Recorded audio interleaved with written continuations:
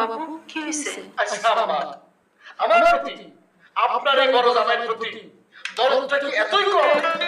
আমার সাথে এরকম বিপদ আসলে কোন জন্মে কি আপনার শত্রু ছিলাম? তোমার প্রতি আমার দরদ কম, এটা তুমি কেমনে বুঝলা? আপনি বুঝেন না আম্মা? আমার পাতে দিলেন ইয়াবর এক হাড্ডি, আর গুলজারের পাতে দিলেন মাংসে ভর্তি সব মাংস। এতে কি বোঝা যায় আম্মা বলেন?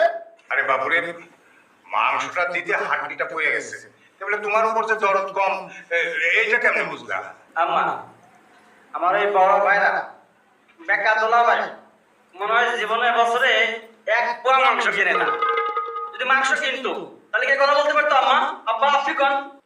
গুলজার ছোট ছোট